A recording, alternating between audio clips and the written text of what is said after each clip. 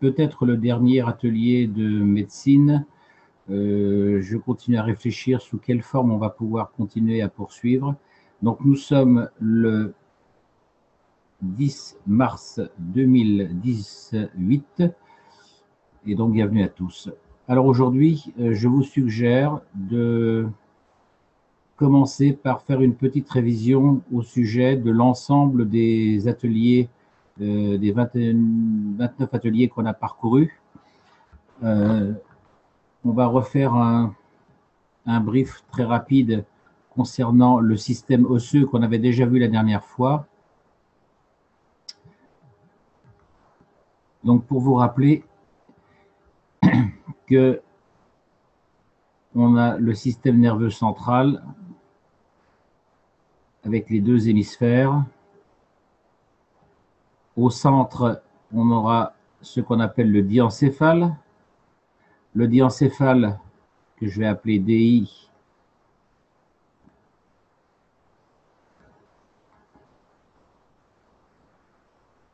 DIE, diencéphale,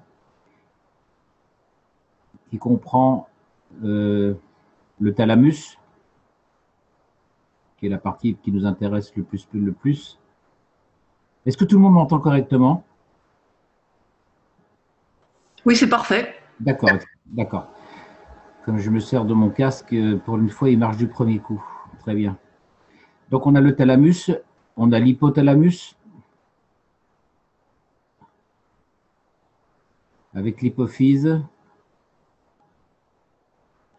Et je vous rappelle que l'hypophyse, donc là, je vais mettre hypothalamus, hypo-TH.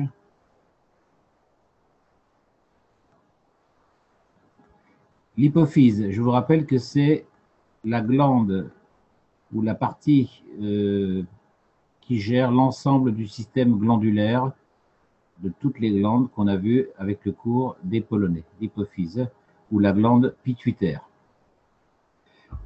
La glande pituitaire, c'est le terme de vulgarisation et la glande hypophyse, c'est le terme médical. Et on a aussi la partie que l'on appelle l'amygdale.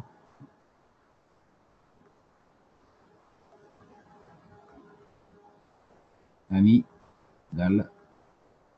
Pas celle qui se trouve dans la gorge, hein, bien sûr.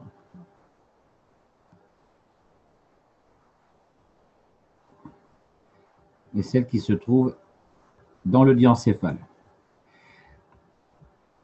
L'ensemble du cerveau est couvert, bien sûr, par ce qu'on appelle la boîte crânienne,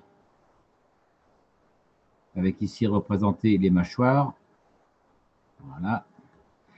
Bien. Et on va déjà revoir un petit peu. Donc, on avait vu le système osseux.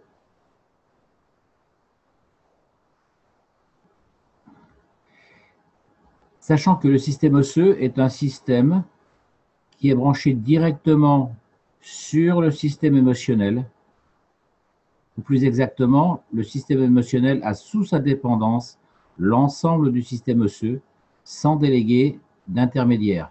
Donc c'est un système direct, puisque le système osseux est là dans le seul but, à l'image de la boîte crânienne, de protéger de toute intervention extérieure néfaste, de protéger donc la partie émotionnelle, le diencéphale.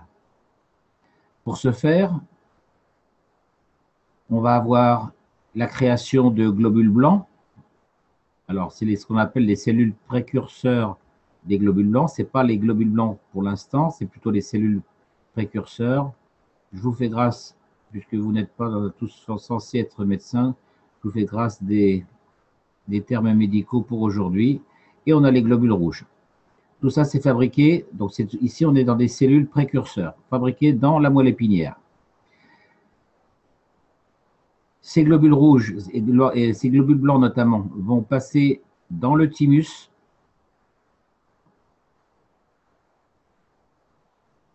qui se trouve au niveau de la fourchette sternale des clavicules.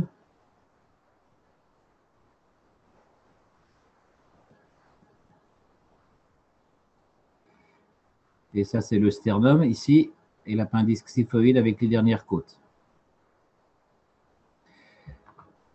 Donc les globules blancs vont migrer vers le thymus pour devenir les vrais globules blancs. notamment les globules blancs ou les lymphocytes plus exactement, les T, ce qu'on appelle les tueurs, et les B. Donc les B vont servir à la défense commune contre les infections, alors que les globules T vont servir surtout dans les cas de surinfection. C'est vraiment le côté immunitaire. C'est pour ça qu'on les appelle T-tueurs. Ces globules blancs, une fois qu'ils ont été élaborés au niveau du thymus, vont passer au niveau du système digestif, estomac,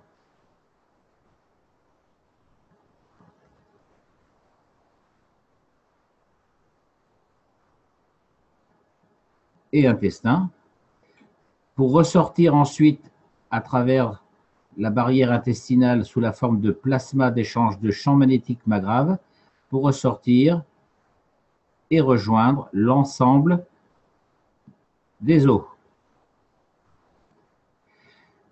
Chaque os est en relation de proximité avec un organe. Par exemple, si vous prenez l'omoplate, elle est en relation avec, je vous pose la question, vous devriez le savoir, je vous laisse répondre. À votre avis, avec quel organe l'omoplate est en relation? Avec le cœur? Pardon? Est-ce que c'est avec le cœur? Non. Le poumon? Mauvaise pioche, oui. Avec le poumon, puisque vous voyez bien que dans une cage thoracique, on a le poumon qui est ici, le deuxième qui est ici, et la cage thoracique avec les côtes. Donc les côtes vont être en relation, bien sûr, avec les poumons.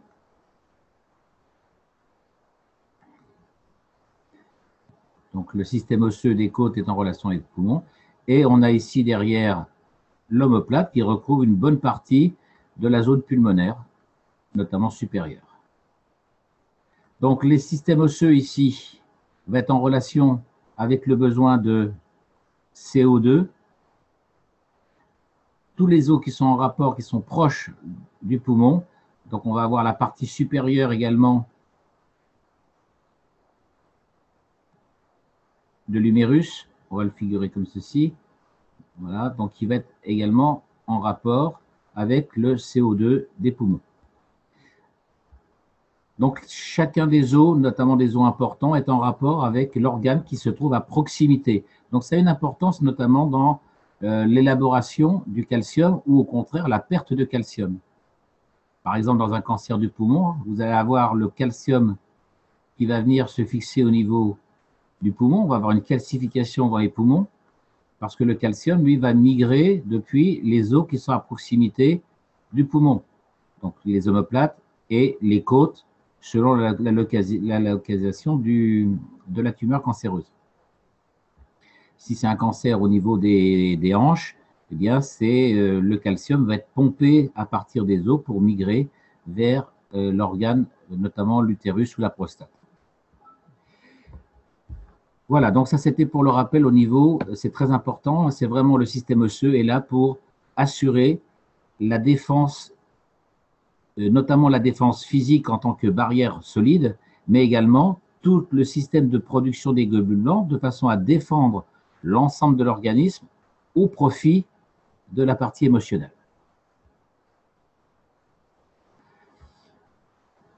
Alors, on va effacer tout ça.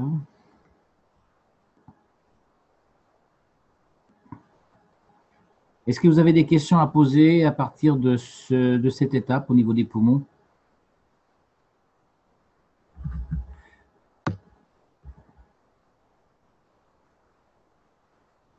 Alors, en ce qui concerne… Oui, ça met juste en évidence l'importance émotionnelle quand on d'une maladie ou quoi que ce soit, de travailler sur l'émotionnel. Oui, tout à fait. Vous m'entendez toujours? Oui. Très bien. D'accord, ok. Donc, parce que j'ai quitté mon casque, parce qu'apparemment, l'audio ne passe pas par mon casque. Je me disais, chouette alors, j'ai réussi, mais non. Alors, je voulais ensuite repréciser à nouveau, en ce qui concerne les globules rouges. et les globules blancs. C'est le même principe. On va le faire pour les globules rouges. On va représenter par exemple une main.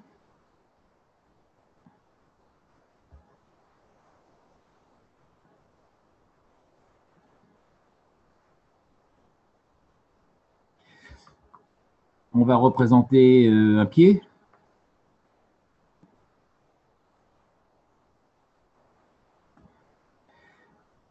Avec le gros orteil qui est ici, par exemple. Et maintenant, on va considérer que les globules rouges, eh bien, on a le groupe A, le groupe B, le groupe O. Mais en fait, on a autant de globules rouges que de destinations. C'est-à-dire que ce globule rouge, il va être destiné ici. Celui-là va être destiné ici. Celui-là va être destiné ici. Celui-là va être peut-être destiné ici. Celui-là a sa destination ici. Et celui-là est destiné pour aller là. Par conséquent, au lieu d'avoir un globule rouge qui va faire le circuit cœur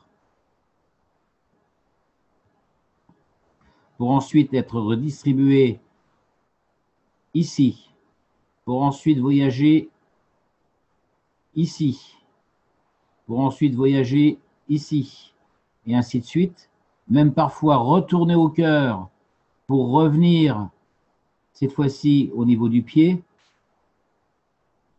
eh bien, chaque globule rouge a sa propre destination. Donc, ça veut donc dire qu'au niveau du thalamus, le globule rouge est immédiatement informé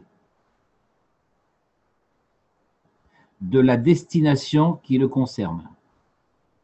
Donc, le thalamus sait déjà que le globule rouge doit aller ici, par exemple. Donc, c'est une économie de temps. Donc, c'est beaucoup plus rationnel d'avoir un tel système où c'est pour ça qu'on peut dire qu'on a plus que de 3 groupes sanguins. Donc, ça, c'est très important à retenir. Hein. Alors, c'est le même principe pour les globules blancs. Chaque globule blanc a sa propre destination. Donc, oui. Jean-Jacques, une question là. Donc, eux, ils ne voyagent pas. Ce qui voyage, c'est la lymphe, quoi. Hein? Alors, la lymphe, bien sûr, la lymphe en tant qu'entité entité de masse, elle voyage. Elle Mais voyage. les globules, ils restent sur place, quoi. Non, non, non, non, le globule, il est là, le globule. Ouais. Il voyage. Mais ici, il y en a un qui va s'arrêter ici. L'autre globule, Donc, il s'arrête ici, il reste là où tu l'as mis. alors, il s'est arrêté ici, par exemple. D'accord. Il s'est arrêté sur la main.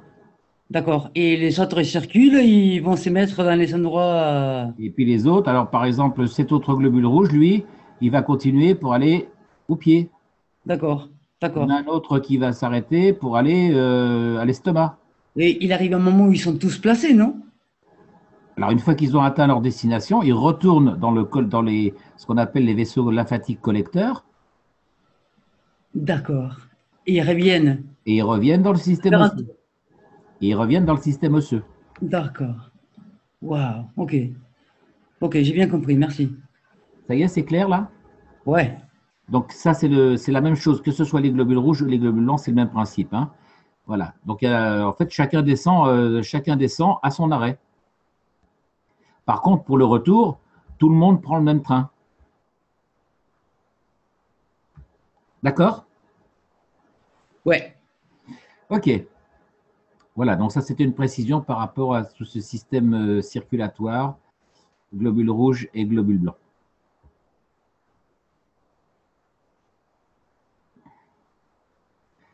Alors, je voudrais maintenant voir un petit peu, très rapidement, le système cardio-respiratoire. Puisque c'est pratiquement le plus important sur le plan émotionnel.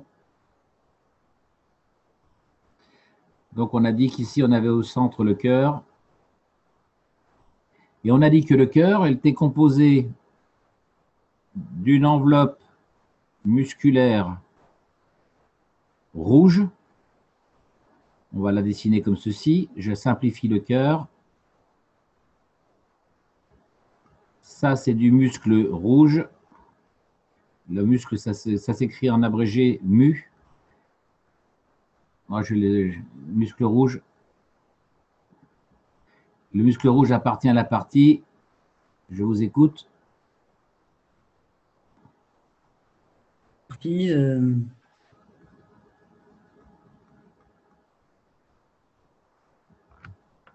Le muscle rouge, c'est la partie physique.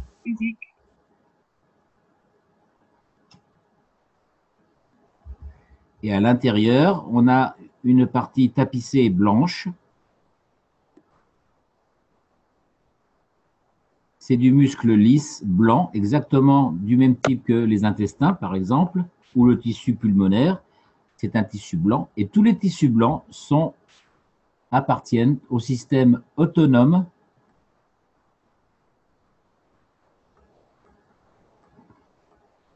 ou on peut appeler ça végétatif, où le tissu sont des tissus blancs.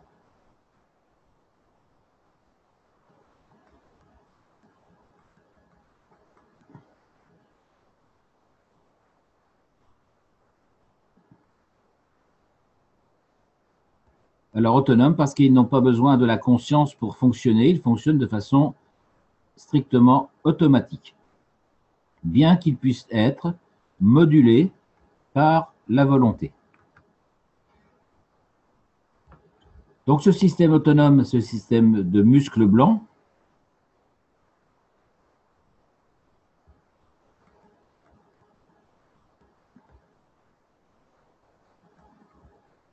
appartient au système, je vous écoute. Émotionnel. Yes, sir. Très bien. OK. Au système émotionnel.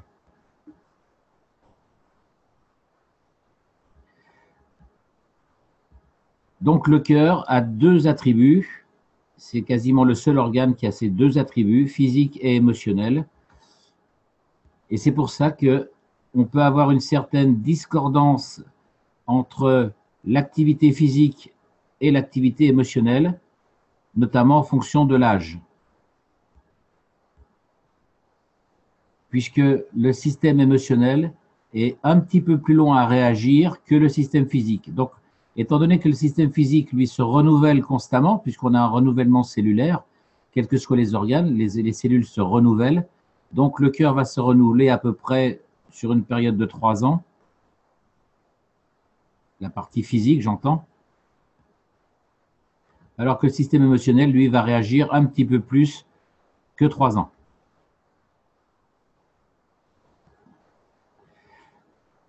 Donc, c'est pour ça qu'on a des fois des désaccords sentimentaux, puisque la partie physique et la partie émotionnelle ne se régénèrent pas à la même vitesse. On a vu que le cœur était disposé en 4 chambres. Une chambre d'admission et une chambre d'expulsion. Que ce soit pour le sang veineux est ici, le sang artériel, lui, sera de l'autre côté. Admission, expulsion vers la périphérie. Périphérie et retour au système veineux. Et ensuite, on a le passage, à partir de là, on a aussi le passage vers le système pulmonaire pour l'oxygénation. Je vous rappelle qu'au niveau des poumons, c'est essentiellement le CO2 qui est élaboré ou transformé en oxygène et en carbone. Je simplifie, je vous fais grâce des parties avec le CHO3, le bicarbonate.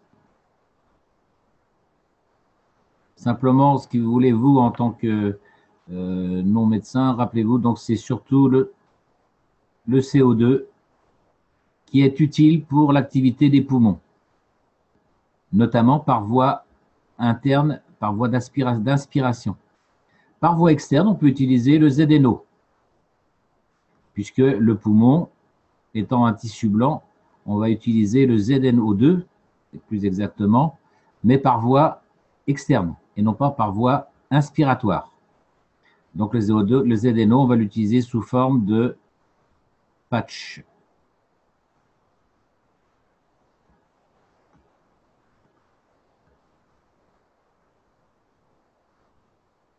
Alors que le CO2, on va l'utiliser, ça peut être avec la coupe de vie, par exemple,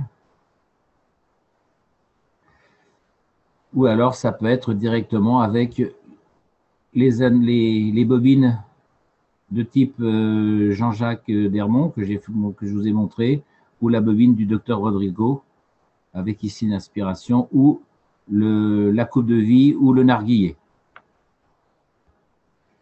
Est-ce que vous avez des questions à poser concernant les organes cœur-poumon?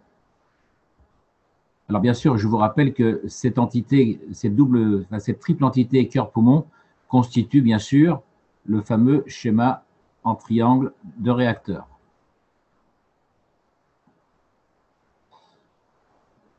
Est-ce qu'il y a des questions à partir de cette étape? Et moi, je veux dire, par rapport au triangle là, qui fait les réacteurs, les cœurs et les poumons, les triangles, il est tel que tu l'as mis là, la pointe vers l'avant, comme ça? Alors, je vais essayer de te le faire en 3D, voilà quoi. Je suis très doué en dessin, mais je n'ai pas de tablette graphique, alors avec la souris, ce n'est pas évident. Ouais. Je vais essayer de vous faire ça en 3D. En fait, que vous preniez n'importe quel organe, on va prendre par exemple ceux des poumons. Le poumon, il a un centre qu'on appelle le centre géométrique. Donc, si vous tracez par exemple comme ça,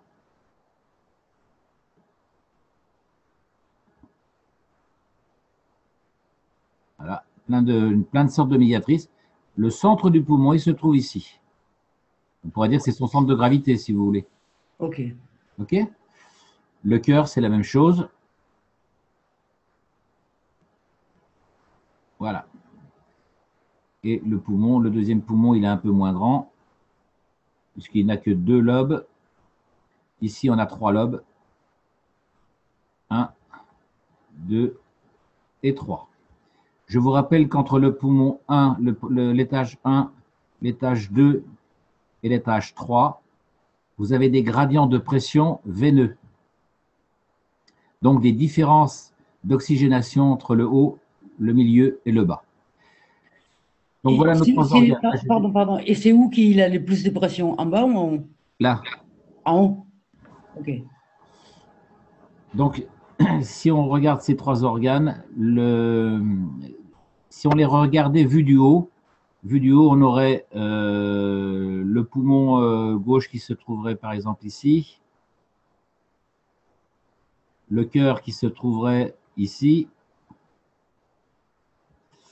et l'autre poumon qui se trouverait quelque part par là. Donc, si vous combinez ce schéma-là avec celui-là, eh bien, vous allez avoir dans l'espace un triangle qui va se trouver avec la pointe orientée vers l'arrière. Vers l'arrière. OK. Voilà. Et donc, vous allez avoir un centre géométrique. Alors, le cœur, c'est pareil, il a son centre géométrique son centre géométrique est ici. Et donc, vous allez avoir, avec le triangle, le centre géométrique du triangle entre les 2 poumons et le cœur qui va se trouver, lui, ici. D'accord? Oui. Voilà, donc ça, c'est la base de notre réacteur Kesch. Hein. Voilà.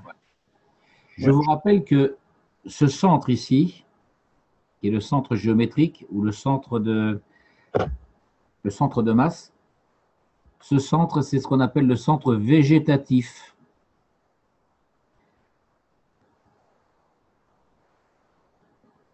C'est-à-dire que si vous prenez le poumon, que vous l'extrayez du corps, le centre de vie se trouve ici.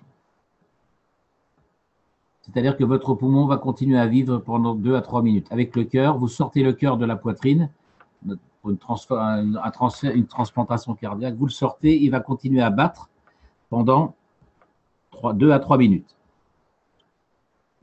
Et le centre de vie de cet organe, il est vraiment ici, il est au centre. C'est pour ça que l'âme du cœur, elle se trouve dans ce fameux centre. C'est un centre qu'on connaît depuis très très longtemps. Hein, on l'appelle le centre neurovégétatif de l'organe. Bon, avec M. Kesh, on l'appelle l'âme de l'organe. Voilà. En fait, c'est un point noir, si vous voulez, dans le centre de l'organe, qui fait que la vie perdure, bien que l'organe soit hors du corps. D'accord. Alors, si on voit comme des réacteurs l'âme et chaque côté du cerveau, ça serait comme ici les poumons et les cœurs. Oui. Et la pointe, tu le mettrais où? Alors, je vais refaire le schéma global maintenant. Oui, s'il te plaît, parce que là, c'est… Ça s'empile, hein? Ah oui. Alors moi j'avais une question par rapport à ce point de l'âme du cœur. Oui. En fait, elle n'est pas dans notre comment dire dans notre 3D. Elle n'est pas dans notre 3D, c'est ça? Oui. Est-ce qu'on peut dire que cette âme du cœur n'appartient pas à notre monde de 3D? N'appartient pas à notre monde de 3D. Ouais, comme un trou noir, tu voudrais dire. Oui, Bah oui, parce- oui, c'est vraiment, c'est l'âme, c'est une âme. Voilà, d'accord, Donc c'est un centre plasma, si tu veux. d'accord. Bon, ben voilà, j'ai C'est- ma réponse. Ce Merci. qui fait que quand on se réfère au domaine matériel, on se demande bien comment ce point peut-il fonctionner et donner Eh vie oui. à l'organe. Voilà, Mhm. d'accord? Ah oui, merci. Et c'est un point, on pourrait dire, c'est un point immatériel. Oui, c'est ça. Je crois qu'il il a été découvert sur le plan physique, mais je ne veux pas dire de bêtises, hein. Mais c'est quasiment un point immatériel. Pourquoi la vie, elle est là, dans ce point? Bah, voilà, moi je pense que c'est l'équivalent de l'âme, un trou noir. Voilà. Où toute la masse de l'organe se résume dans ce trou noir. Bien. Alors attends, qui est-ce qui m'a posé la question? J'ai perdu le fil. C'était les deux Oui, tranches du cerveau et l'âme. le dessin, voilà. Donc, Ouais. donc, on a le premier centre végétatif d'un poumon, le deuxième centre végétatif du deuxième poumon, le centre du cœur, ok? Et en haut, on a nos deux hémisphères. On va simplement conserver le thalamus, le diencéphale, le thalamus. Tu veux dire, il n'y a pas des triangles là-haut? Si. Ah, Donc là, on a les deux hémisphères.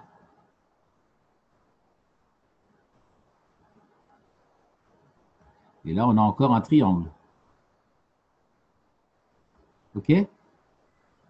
et cette fois-ci, la pointe, elle est vers le devant? Je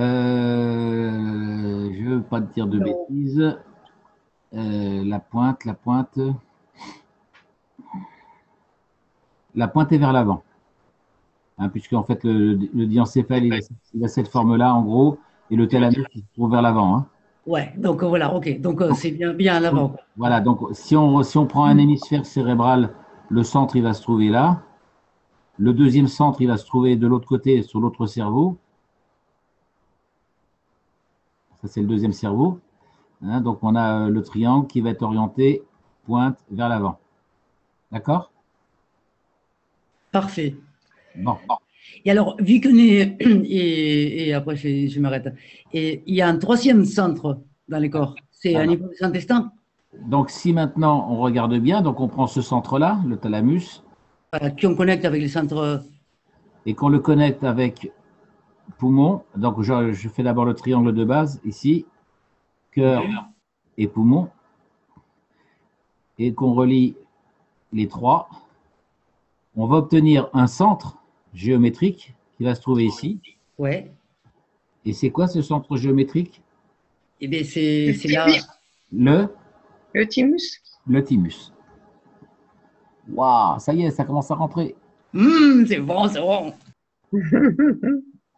Le thymus. Et donc ce thymus, qui est un organe essentiellement émotionnel, est en relation directe avec le thalamus et va assurer la gestion de l'ensemble du système digestif.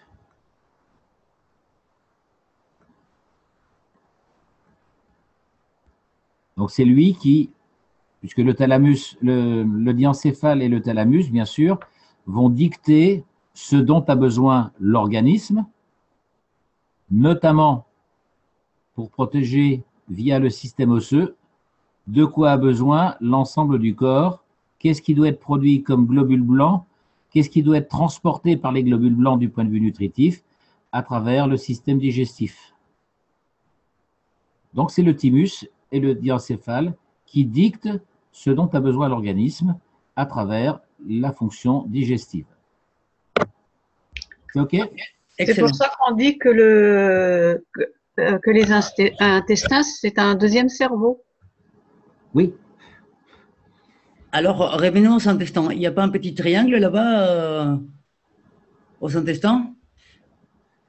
Alors, le triangle au niveau de l'intestin.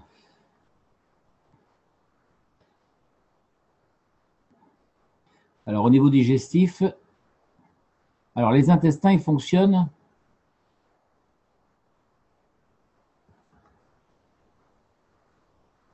Les intestins, eux, fonctionnent de fonction, on va dire que la bouche est ici, avec l'œsophage. Et après, ça tourne dans tous les sens, etc. On va passer l'estomac, ça passe dans tous les sens, ok, et on termine par l'anus. Donc ici, en fait, les intestins, la bouche et l'anus, c'est un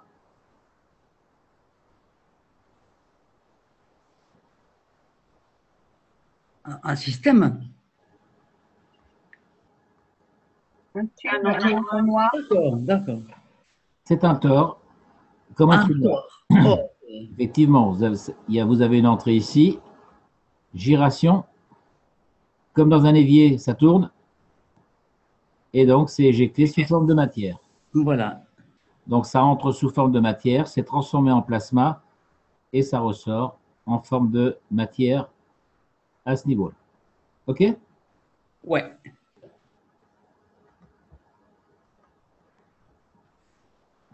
Et comment, vous allez avoir les réacteurs, d'autres types de réacteurs, hein, les réacteurs entre, ici on va mettre le foie. Voilà. L'autre côté, vous allez avoir le pancréas avec la rate. Je vous rappelle que le pancréas, au passage, a une fonction double. C'est une glande émotionnel et physique. Ouais, c'est une glande externe. Pourquoi externe? Alors, les Polonais n'ont pas expliqué. Moi, c'est une glande externe et une glande interne. Puisque la définition d'une glande interne, celui qui rentre directement dans le sang. C'est bien ça? Oui.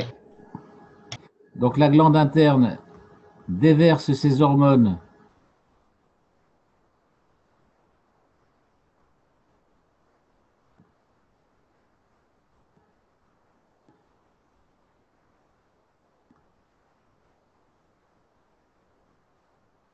dans le sang, alors que les hormones externes déversent leurs produits à l'extérieur du corps ou à l'extérieur de leur organe. Donc, si on considère le pancréas, eh bien, la partie hormonale extérieure va être sécrétée à l'extérieur du pancréas, alors que la partie interne va être distribuée ici dans le sang directement. Donc, c'est pour ça qu'on fait c'est une double appellation, une double fonction, glande interne dans le sang et glande externe en dehors du pancréas, mais pas dans le sang. Ça passe par les deux ionénomes, c'est bien ça? Oui. Ce qu'on appelle le suc pancréatique. Hein. Donc, c'est la fonction de lyse enzymatique. Il y a la dissolution des corps gras.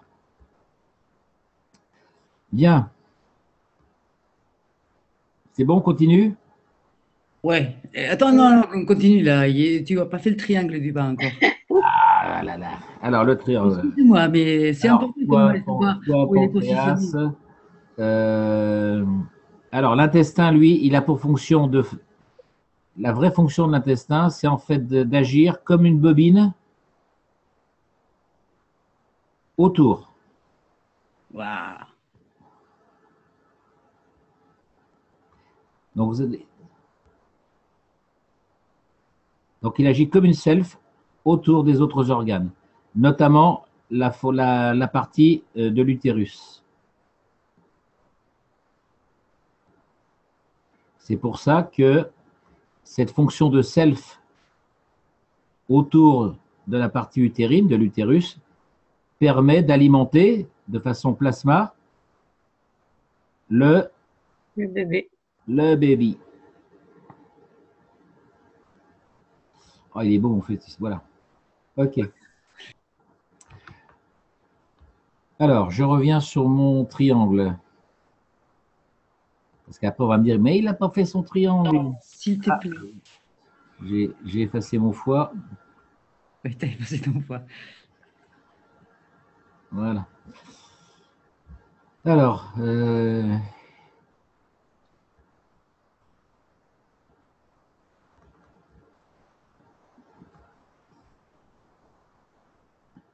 le troisième organe, ça sera lequel? L'estomac. Oui.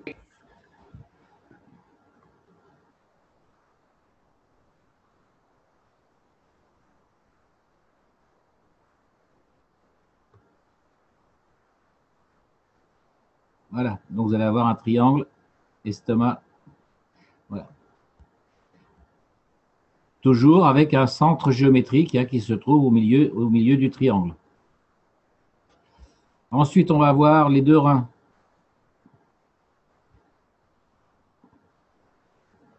Avec quel organe? La vessie. Oui. La vessie. Même chose, un triangle. Ensuite, il y a, je vais le dessiner à côté, mais ça se superpose pratiquement.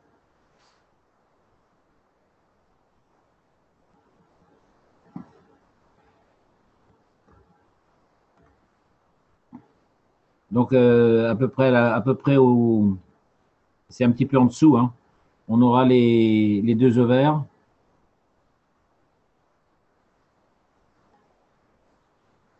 Avec les trompes de Fallope. Restons polis. Voilà. Et l'autre partie sera la vessie. Non, ovaire et Utérus. Oui. Ah, oui, l'utérus. Pardon. On va le dessiner comme ça. Ou alors, chez l'homme, testicule. En fait, là, c'est pas vessie, hein, c'est prostate. Excusez-moi, hein, c'est prostate. Et chez les femmes? Chez les femmes, il y a une prostate aussi. Ah. Vous ne saviez pas?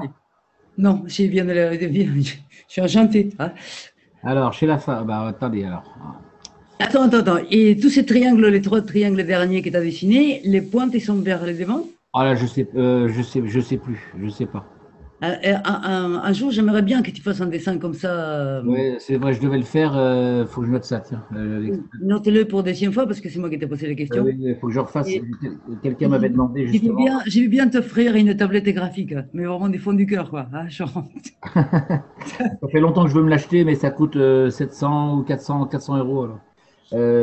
Faire le schéma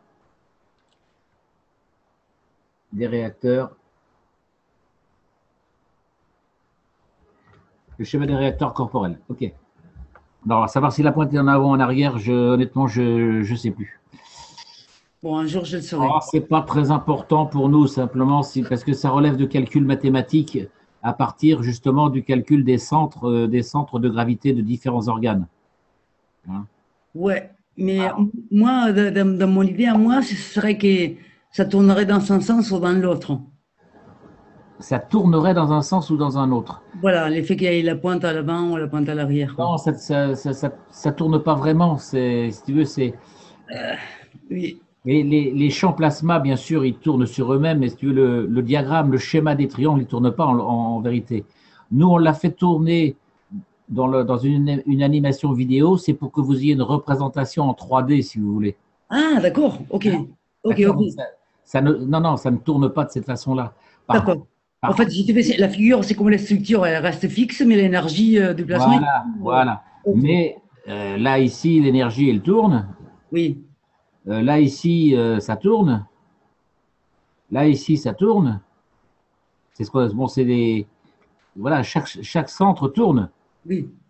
Hein, la résultante de toutes ces rotations, ces interactions, donne ce qu'on appelle les rotations au niveau des plexus ou des chakras.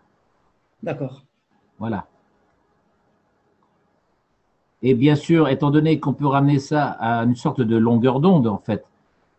Donc, dans un arc-en-ciel,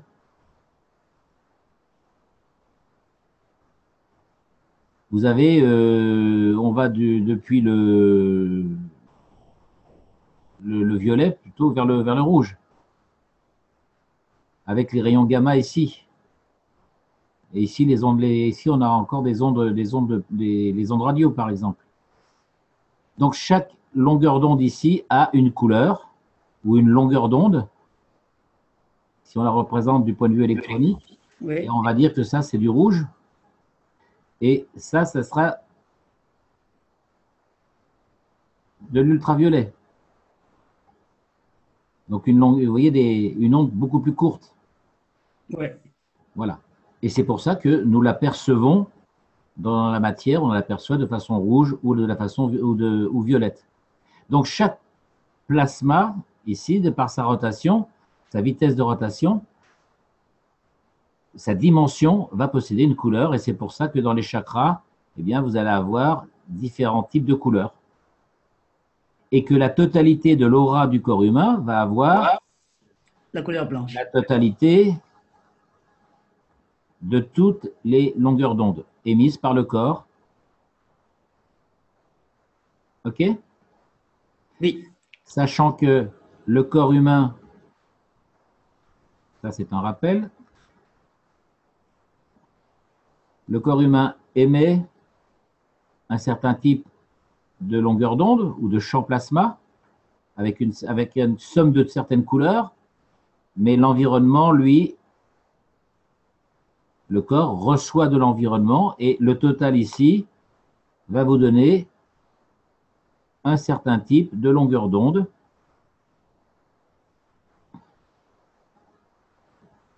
Voilà, donc vous allez recevoir, vous allez avoir ce qu'on perçoit comme aura, c'est ça, c'est cette somme. On est bien d'accord? Oui. Voilà.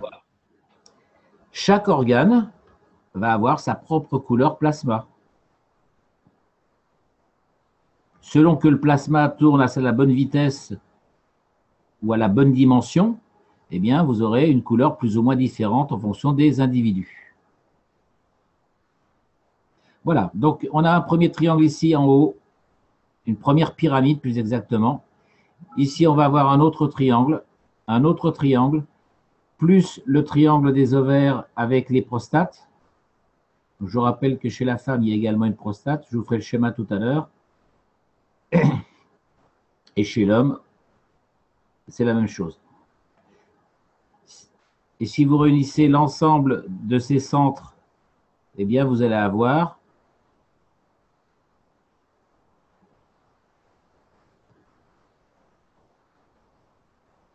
d'autres triangles et d'autres pyramides qui se construisent. Et la totalité de ces pyramides va donner un centre qui, si je ne m'abuse, se trouve vers le nombril ou le tantième. Ouais, moi je dirais aussi. Voilà. Alors, on avait vu ça dans le cours où je parlais, sur le cours sur la conscience, où c'était un médecin qui s'appelle, le nom commence par un K, mais je me souviens plus de son nom. Klaus. Oui, c'est ça. Non, c'est pas Klaus. Hein, c'est... Ah. Non, Klaus, c'est le médecin allemand de la KF. Mais là, c'est un autre médecin qui avait fait une schématisation de la conscience, le modèle de la conscience dans l'organisme. En fait, la conscience, si vous voulez, c'est la somme de toutes les âmes, de tous ces centres végétatifs qu'on appelle nous âmes. Dans chaque organe, vous avez une âme. Et donc, c'est la conscience, c'est la somme de toutes ces âmes. D'accord. Et c'est ce qu'on appelle l'âme physique.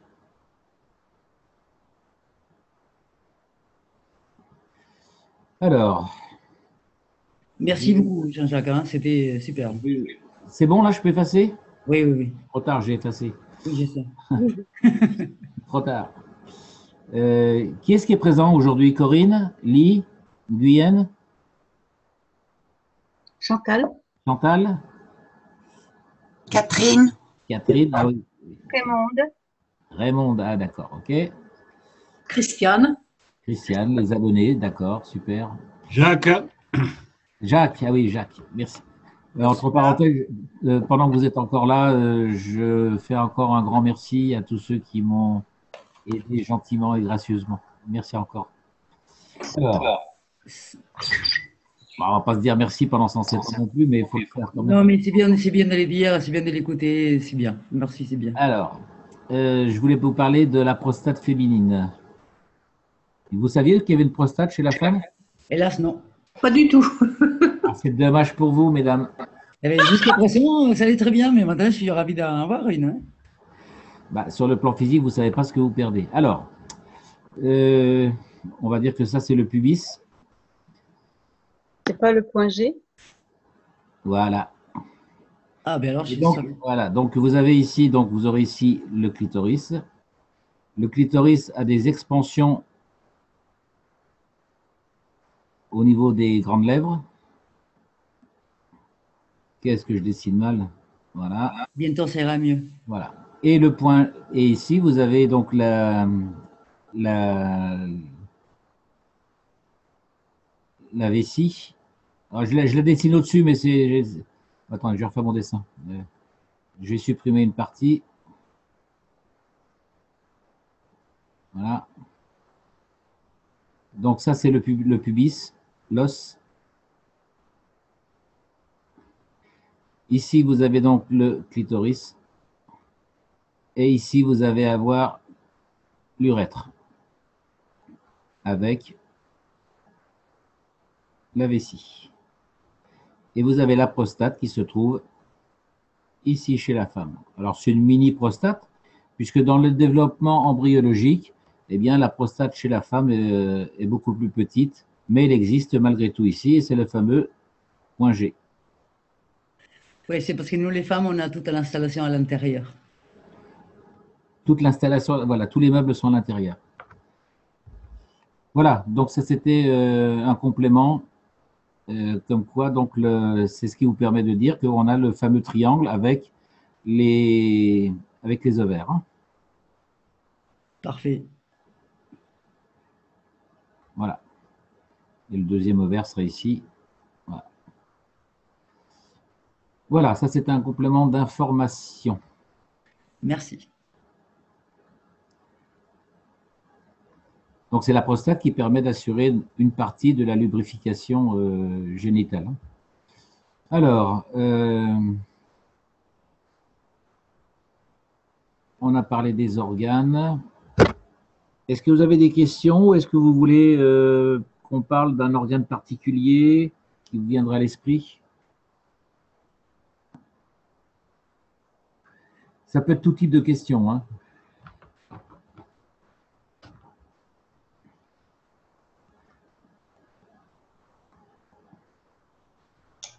Jean-Jacques, Oui, peux-tu parler un peu sur les glandes surrénales? les glandes surrénales. Alors,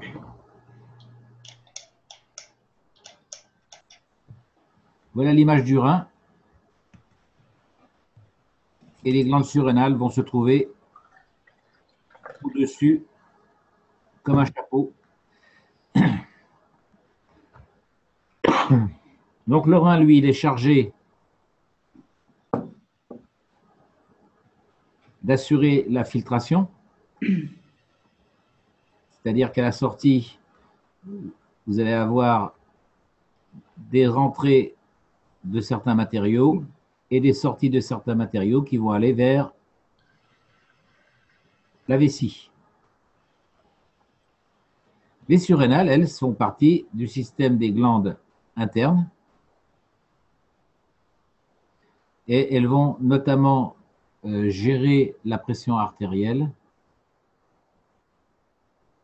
et notamment la partie de production d'adrénaline.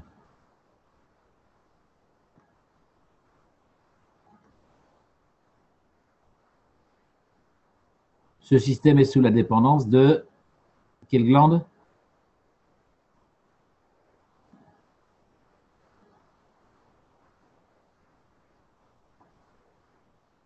Hypophyse.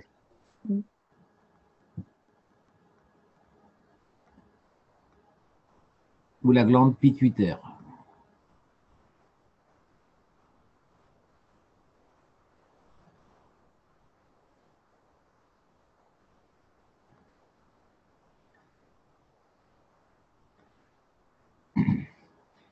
Voilà, puisque l'adrénaline, il y a dans le système d'adrénaline,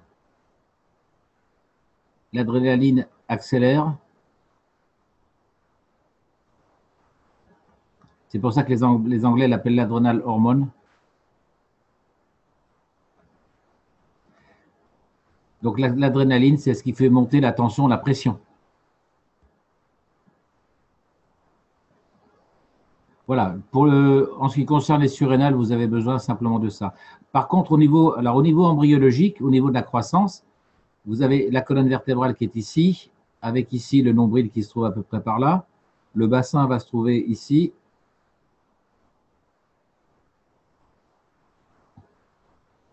On va dire que ça, c'est la branche pubienne, le bassin.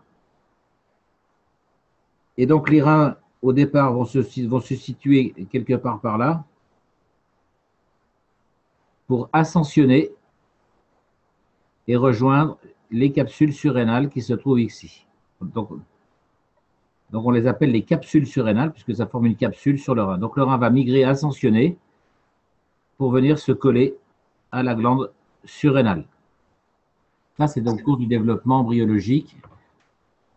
Alors, on a des différences en fonction des sujets, notamment au niveau des branches artérielles, au niveau de l'ascension. Chez certaines personnes, on peut avoir une glande qui va se trouver là avec le rein qui va se trouver ici. Donc, on a des... Alors, le fait d'avoir ce type de rein qui n'est pas au même niveau, eh bien, va déterminer une pathologie particulière. Donc, là, le placement, quand on prend un scanner, le placement des organes détermine le type de pathologie dont souffre l'organe ou la personne. Normalement, on devrait être dans une symétrie absolument parfaite. Est-ce qu'on a des questions à ce sujet?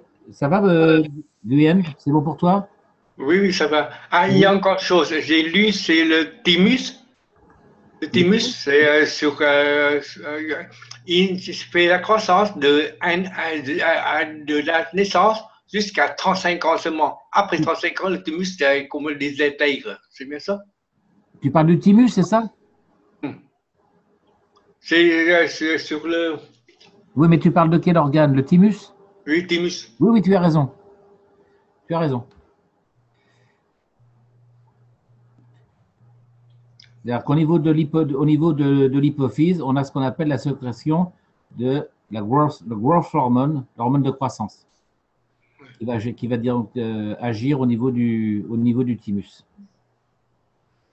Ok, donc ça c'était pour le rein. Le foie, alors je vais revenir un petit peu sur le foie. La fonction de... Alors, ça va être intéressant sur le plan de ceux qui travaillent avec Corinne. Le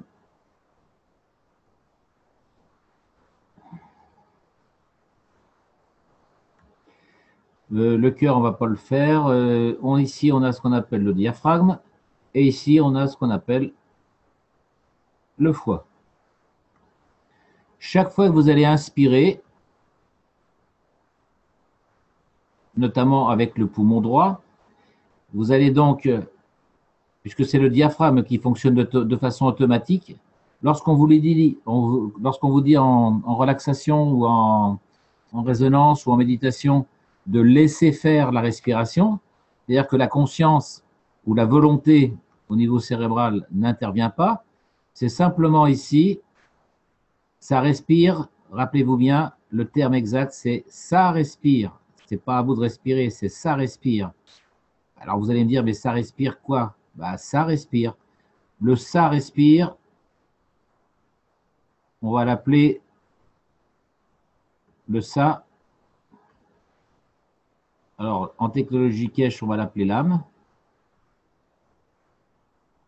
Ou moi je l'appelle, je dis toujours aux gens, c'est l'opération du Saint-Esprit.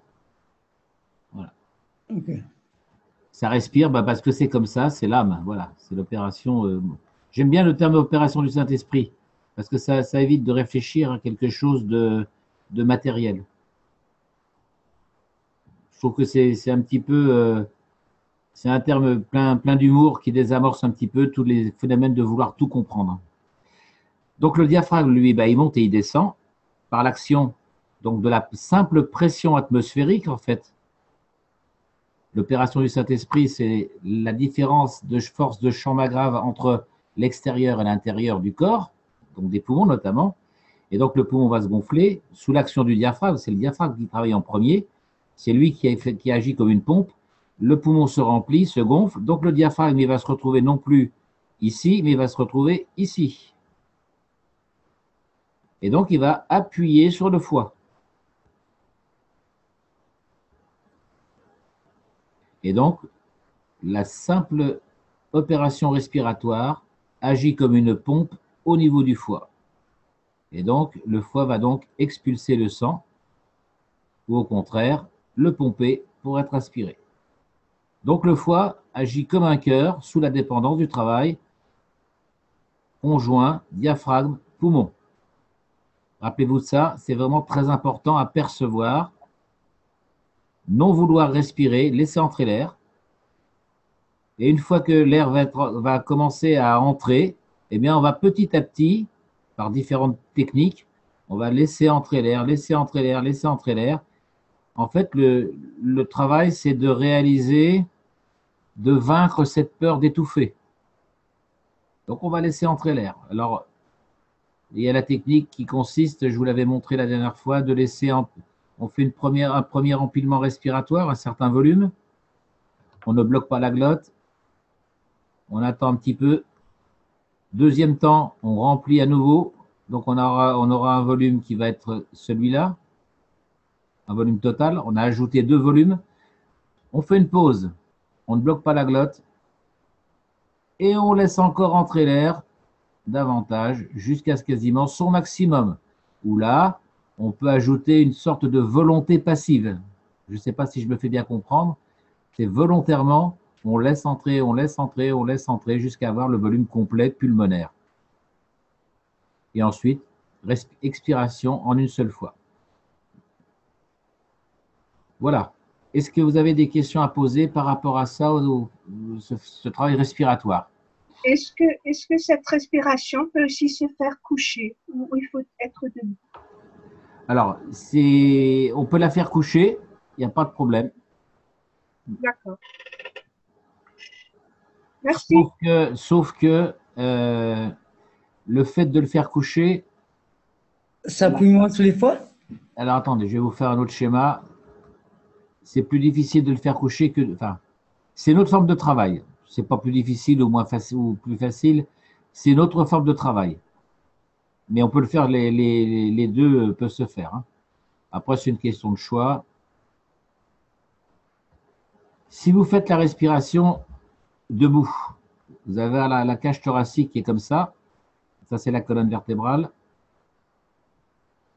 La cage thoracique et le diaphragme qui se trouve là.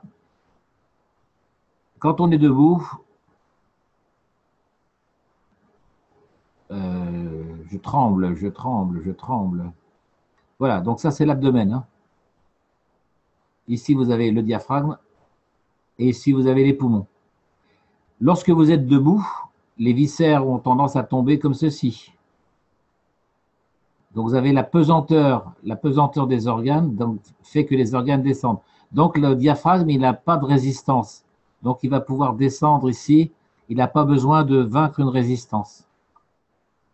C'est pour ça que la plupart des gens, arrivés à un certain âge, deviennent bedonnants, puisqu'ils ne posent pas de résistance ici, comme je vous l'ai expliqué la dernière fois. Donc, eh bien, c'est comme s'ils deviennent bedonnants, voilà. Alors que quand vous êtes en position allongée, colonne vertébrale, cage thoracique, le diaphragme et les abdominaux, l'abdomen. Et ici, on va dire que c'est le bassin. Bassin, abdomen, cage thoracique avec les poumons. D'un point de vue mécanique, la masse des organes abdominaux, elle a tendance à faire ceci. Et elle a tendance à faire ceci. Donc, elle oppose une résistance au diaphragme. Donc, il va falloir donc volontairement ajouter un acte respiratoire volontaire pour pousser cette masse abdominale.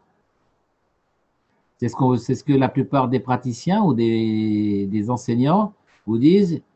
Si vous poussez ici, donc vos abdominaux, ils vont faire, votre abdomen, il va pousser là. Vous allez gonfler le ventre. Et je vous ai dit que gonfler le ventre, c'était une ineptie. Oui, parce que ça casse les dos. Parce que ce que vous poussez ici, vous allez le perdre ici. Donc en fait, il faut avoir une contraction des abdominaux ici pour opposer une résistance au diaphragme pour avoir cette fameuse colonne d'air ici. La colonne d'air des chanteurs, par exemple. Puisque vous allez opposer ici une résistance au diaphragme. Le diaphragme, il ne peut pas pousser contre les abdominaux. Donc, vous allez avoir une contre-poussée dans l'autre sens. Et c'est ça qui développe cette fameuse force phénoménale. D'accord. Et tu contractes les intestins donc en fermant les périnées. Ça se fait tout seul. Donc, vous allez contracter, ça c'est l'intestin, et vous allez contracter quoi ici? Les périnées. Le périnée. OK? Et du coup, ton ventre, il est plat et la colonne, il se fait tout seul. Alors, ce n'est pas une contraction des abdominaux. Non, Hein. non. L'effet de fermer les périnées, il fait que tu ne peux pas gonfler du ventre. Voilà. Hein, C'est ça, j'ai constaté là. C'est important, hein, ce n'est pas une contraction des abdominaux qu'il faut. C'est pas ça qu'il faut contracter. Hein. Non, c'est les Il périnées. y a le périnée ici, et la contraction du périnée va entraîner une contraction du tantienne, donc des abdominaux inférieurs ici. Et cette contraction des abdominaux inférieurs va générer la mise en tension du restant des abdominaux. Mais la tension mentale, ça c'est je dessine les deux cerveaux, la tension mentale ne doit pas se faire ici, la tension mentale doit se faire ici. Exact. Contraction du bas-ventre au niveau du tantienne, hein, entre le nombril et le pubis. Et cette contraction va générer la mise en tension des abdominaux, sans qu'on on soit obligé d'y prêter attention. Il faut maintenir son attention ici. Et d'ailleurs, dès que tu quittes ton attention, les périnées, ils se relâchent. Tout à fait.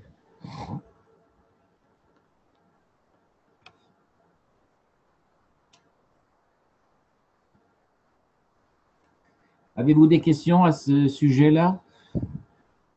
Alors moi j'avais une question, mais en revenant un peu en arrière avec le schéma où il y a le foie, et tu nous dis que le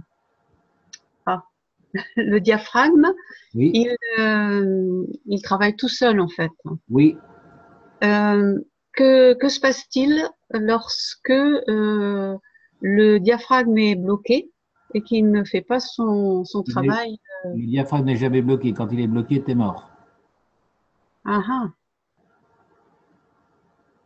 Donc, c'est une ineptie de dire que le diaphragme est bloqué.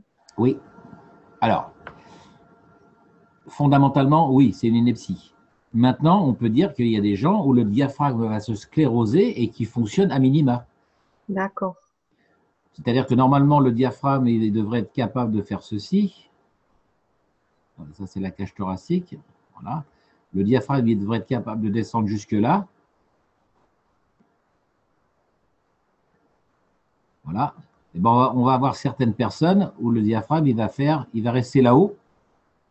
Et puis, il va venir jusque-là. Parce qu'il n'a plus de force.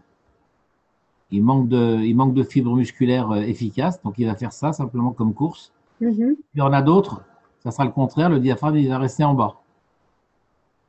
Il y a une incidence sur Bien sûr, fonctionnement du foie, du coup, de tous les organes. de tous les organes. Ça, c'est là que donc je redessine. Tu as bien fait, j'allais enchaîner justement là-dessus. Donc ça, c'est le diaphragme. Ici, la coupole diaphragmatique. Chaque fois que le diaphragme va descendre, eh bien, il va pousser sur la masse abdominale. Il va appuyer sur les abdominaux, sur la masse abdominale. Il va appuyer sur le foie. Il va appuyer sur la rate de l'autre côté. Il va appuyer sur l'estomac. En fait, il agit comme une pompe hydraulique. Donc là, ici, on avait une pompe aérienne et ici, on a une pompe hydraulique dans le ventre. Donc, tous les organes subissent la pression, la poussée du diaphragme lors de l'inspiration, à condition que vous mettiez une résistance, une barrière résistante au niveau abdominal et dans le bas abdominal. Hein. C'est OK, ça? Merci, oui. Hein? Donc, il n'y a pas que le foie, mais étant donné que le foie a une action plus importante du point de vue hématologique. Oui, c'est ça. Voilà. Hein? Mais tous les organes subissent cette pression, ce gradient de pression à l'inspiration et à l'expiration. Donc, rappelez-vous bien, chaque fois que vous faites une inspiration, vous amenez de la pression dans vos organes. Et c'est ce qu'on avait appelé, c'est ce dont a parlé cette naissance de force phénoménale au niveau hormonal. C'est ça. Et elle est là, cette naissance de force. Vous opposez une résistance, donc les organes ici vont vouloir se remplir, mais ils ne peuvent pas, puisqu'il y a une résistance qui est opposée. Et donc, vous avez la genèse d'une force de pression, de contre-pression ici au niveau de chaque organe. Vous relâchez la respiration et hop, expansion de l'organe et expansion hormonale. Libération. Vous le ressentez, ça, quand vous travaillez avec Corinne? Ah, tout à fait. Oui, oui. Oui, oui. Et puis, et même ça dure dans le temps, en fait, hein, sur 2-3 jours. Oui, oui, tout à fait, tout à fait. Alors, pour ceux qui font de la rééducation postpartum, il y en a certains qui appellent ça la gymnastique hypopressive. Hypo.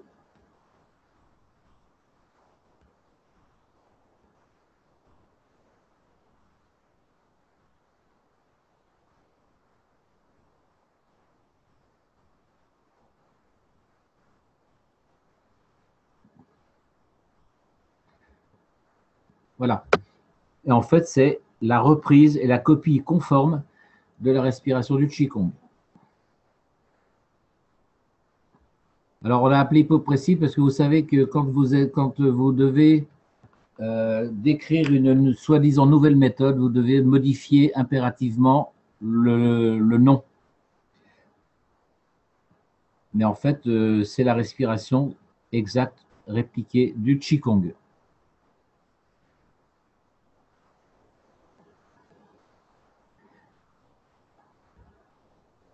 D'autres questions en ce qui concerne ce phénomène respiratoire?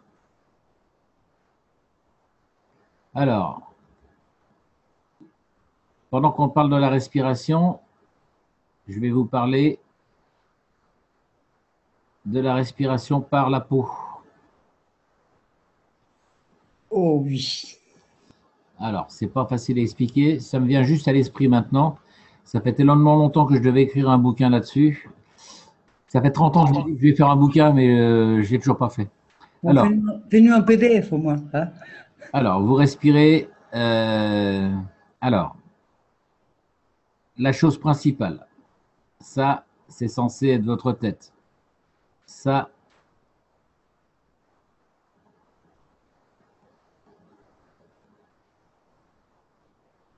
le menton et la bouche. Que vous respiriez par le nez ou par la bouche, ça n'a pas vraiment beaucoup d'importance. Le mieux, c'est quand même par le nez, puisqu'on a vu que le nez est en relation avec quoi? Avec les petits pois chiches des lames. Hein.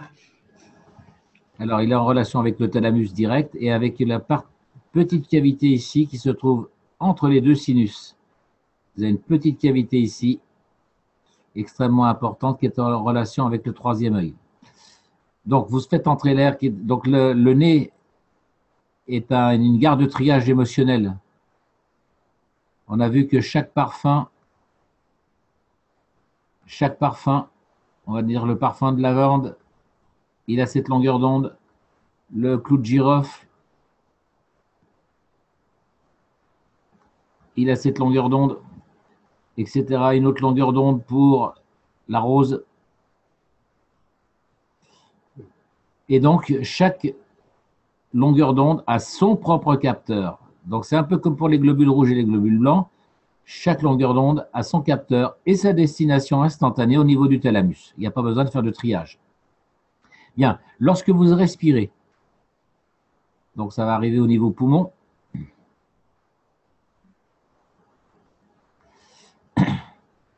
dans le nez, il n'y a strictement aucun moteur.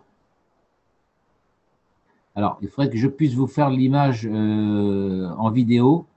Vous avez des gens qui se croient obligés de tirer avec leur nez, de tirer avec leur bouche pour bien démontrer qu'ils sont en train de respirer ou qu'ils sont en train de suffoquer. Lorsque vous faites la respiration, l'ensemble de la mimique, front, le nez, la bouche, les maxillaires, les zygomatiques, ça doit être imperturbable. Aucune tension, aucune contraction, aucune démonstration du visage. Vous laissez entrer l'air. Le moteur, il se trouve là, dans le diaphragme. Le point de départ, l'envie d'expirer, elle se trouve là. Même chose, le diaphragme, il a un centre géométrique et un centre végétatif qui se trouve à peu près ici. C'est lui qui dicte, sous l'influence de l'âme,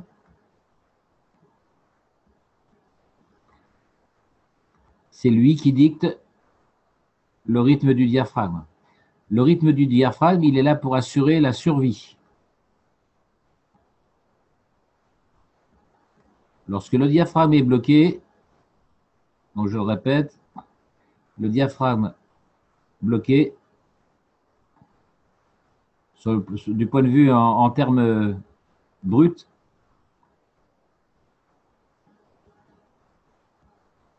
le diaphragme bloqué, c'est la mort.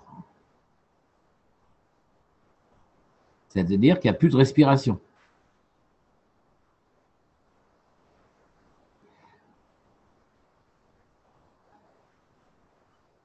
Donc, vous laissez entrer l'air de façon entièrement passive, juste ce qu'il faut pour survivre, pour être en vie.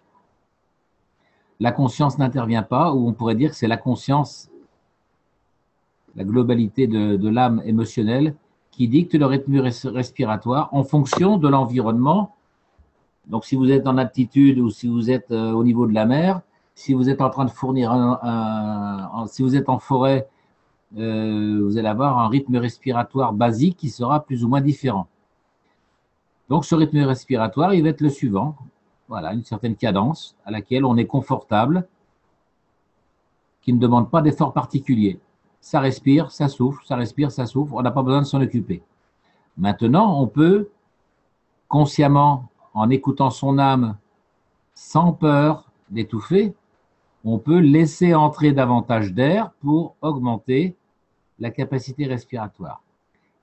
Ce type d'inspiration n'a rien à voir avec l'inspiration sportive, où là, on fait vraiment, on fait figure de, comment dire, où volontairement, on fait du bruit pour respirer. Hein.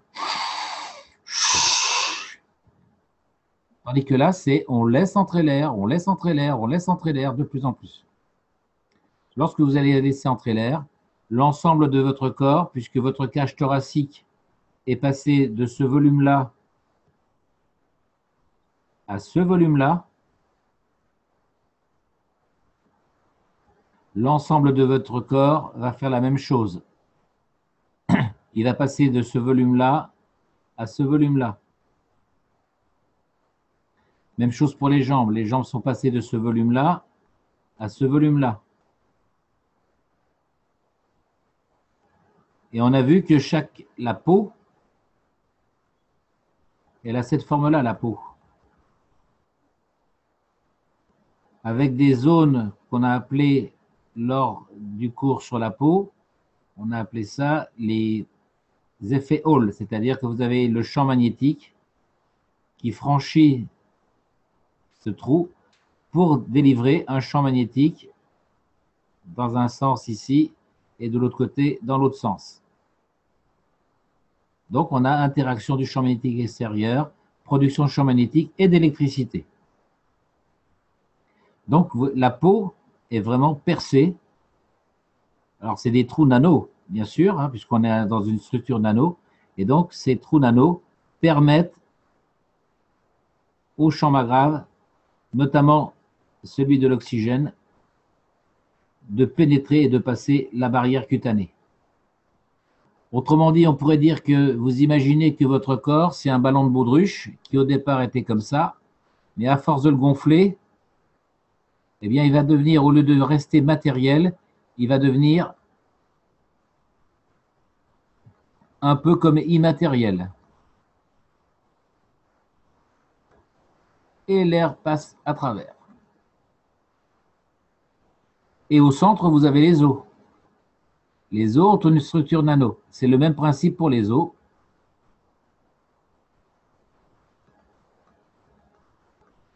L'air passe franchit la barrière cutanée et franchit la barrière osseuse. Là, les seules personnes qui réussissent à respirer par les os, en général, sont des praticiens confirmés en Qigong. Est-ce que vous le ressentez ou est-ce que c'est clair comme explication ? Cette augmentation de volume de la cage thoracique qui fait que de proche en proche, la peau au niveau thoracique va augmenter son volume et comme les bras sont attachés, eh bien, cette expansion thoracique va se propager jusqu'au bout, notamment dans les doigts.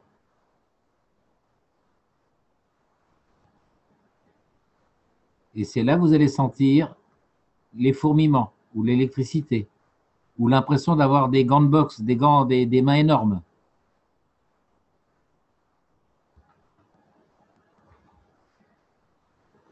C'est cette sensation d'expansion quand on respire, quand on est avec Corinne. Hein.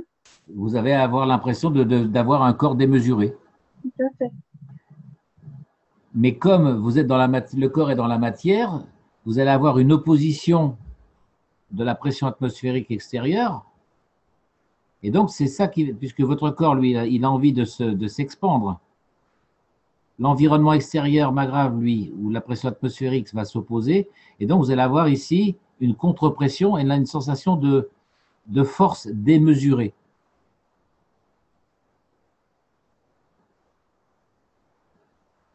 Lorsque vous arrivez à cet état-là, vous allez sentir la masse de votre corps et non pas le poids. Le poids, c'est juste une question de quantité de matière par rapport à la pesanteur, alors que la masse est indépendante de la pesanteur. Je vous rappelle que la masse, c'est une certaine quantité d'objets, en l'occurrence des atomes ou des plasmas, à l'intérieur d'un certain volume. Ça, c'est la masse. Je vous rappelle que la masse est en relation, puisque ces petits points-là sont ce qu'on appelle les unités d'énergie. Les unités d'énergie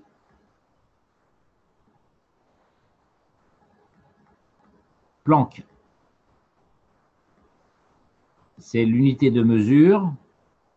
Donc le Planck, c'est une unité de mesure de la plus petite quantité d'énergie dans l'univers. Donc la masse, c'est ça. C'est la quantité de Planck, d'unité de Planck à l'intérieur d'un certain volume. Et c'est pour ça que c'est en relation avec la gravité. Puisque la gravité est en relation avec le poids. Ouais, donc dans l'espace, on a la même masse. Exact. Mm.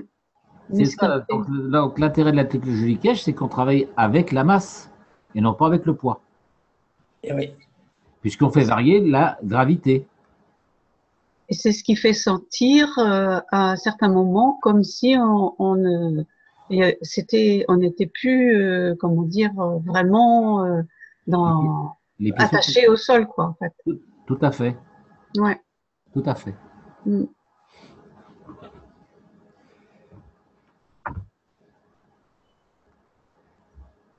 Ok. Je voulais vous dire autre chose qui était extrêmement important et ça vient de m'échapper. C'est en rapport avec la gravité, la respiration par les os. Bon, bah, ça me reviendra peut-être en cours de route. Mais ça amène aussi un changement de perception ou de sensation de la masse de nos organes intérieurs et de tout ce qui est à l'intérieur. Oui, oui, tout à fait, puisque bon. Ah, si, voilà. Ça y est, ça refait. Enfin, quelle que soit la partie de notre corps, en fait, hein, on peut dissocier les différents types, les différentes masses. Hein. Ça peut être la masse du bras, on peut mettre son attention sur la masse de la main, son attention sur la masse du bras, sur l'attention, voilà. Bon, alors, pour être puriste, on pourrait dire que on va percevoir plus facilement ce qui se trouve en bas du corps que ce qui se trouve en haut, puisqu'il y a plus de masse ici, ça c'est la Terre, il y a plus de masse ici, il y a plus de quantité de matière en bas qu'il y en a en haut. Donc c'est pour ça qu'il est très difficile de percevoir la masse de sa tête. Exact. Donc la masse de la tête, vous allez la sentir ici au niveau du cou avec l'impression d'avoir le cou qui se tasse.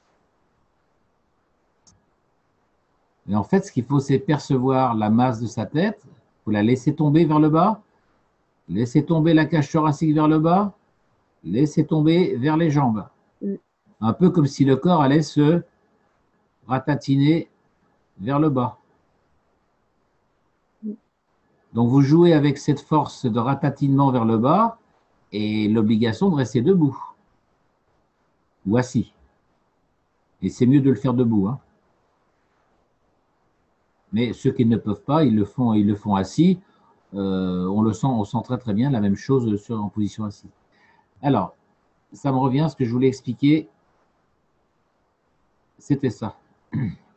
Pourquoi notre corps a-t-il un certain volume? Ah bah tiens, je vous pose la question. Pourquoi notre corps a un volume?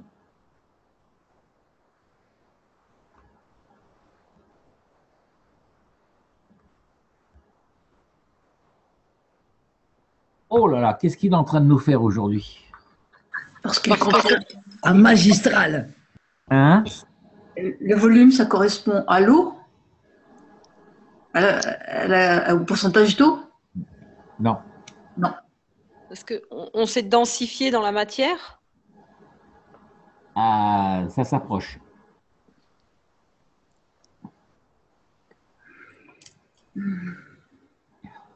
C'est un volume de lumière. Un volume de lumière. Des éléments chimiques qui se sont assemblés les uns avec les autres. Ça s'approche, oui. C'est Frédéric qui parle? Ouais. Vous êtes pas loin, mais c'est pas la bonne réponse. Alors, de quoi fait notre corps? Il est à quel état dans l'intérieur du corps? Il pourrait dire liquide. C'est l'eau qui devient gaz quand ça se réchauffe? Alors, notre corps est à l'intérieur. À l'intérieur, il est à l'état de vide. Oh oui. 99,99%. Et la tête aussi, non? Ah, du coup, Frédéric est la retenue là. Donc, c'est tout l'intérieur du corps fonctionne à l'intérieur du vide. Exactement comme vous avez un plasma. À l'intérieur, vous avez, voilà, ça circule, ça tourne. Et vous avez ici ce qu'on appelle La barrière de… Ah, Coulomb. Je l'ai sur le bout de la langue. mais La Coulomb. barrière de… Coulomb. Yes. Coulomb. Oh, Coulomb. Coulomb, ouais. La barrière de Coulomb.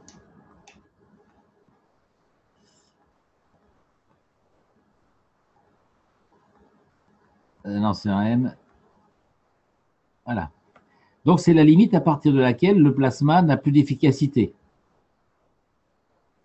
C'est-à-dire que si vous avez un plasma qui se trouve ici, voilà, ils ont leur barrière de Coulomb, la barrière est ici, l'autre, la barrière est ici, ben, il ne se passe rien.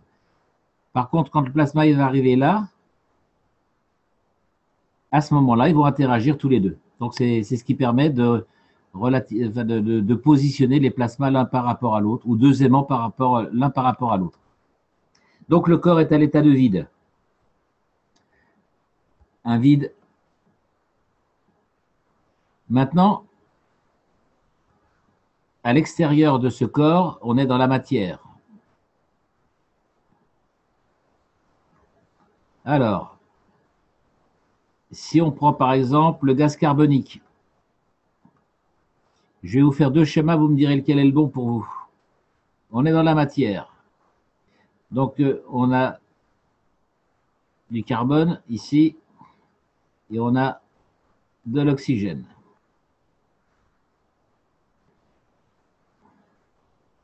Je vous refais un autre schéma. On a de l'oxygène ici et ici, on a du carbone.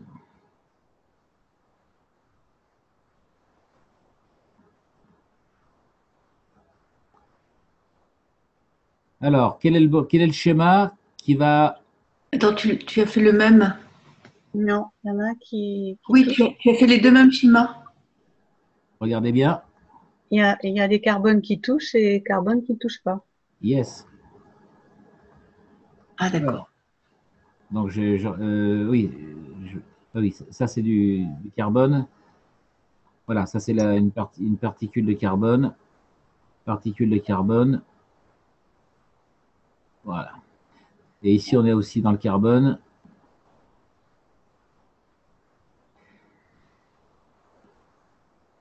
Voilà. Alors ici, qu'est-ce que je vous ai… J'ai dessiné quoi ici, là? Ici. Ici, c'est la matière. Yes. Donc là, ici, on est dans la matière. Vous voyez bien que donc l'oxygène et le carbone sont collés les uns aux autres. D'accord? Et ici, vous voyez bien qu'on a un espace entre les différentes entités, carbone et oxygène. Donc là, on est dans un état de ganse. Vous vous rappelez que le ganse, notamment sur les plaques de cuivre, Oui, oui. hein, ça c'est la plaque de cuivre, et puis on a le nano qui est ici, voilà. Alors que quand on est dans la matière, on est là. Voilà. Donc ici, on est dans la molécule de CO2, dans la matière. Donc c'est bien la molécule. Alors qu'ici, on est dans l'état ganse, c'est O2. Mais on appelle ça, c'est sous forme de ion, là. Oui, oui, mais enfin, peu importe le terme, mais en fait, ce qui est important, c'est de bien voir qu'on est dans un état où on a un espace qui est créé, d'accord?